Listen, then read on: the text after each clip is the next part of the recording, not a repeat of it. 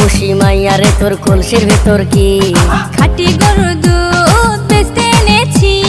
তোর বসি মাইয়া রে তোর কলসির ভেতর কি খাঁটি গরুর দুধ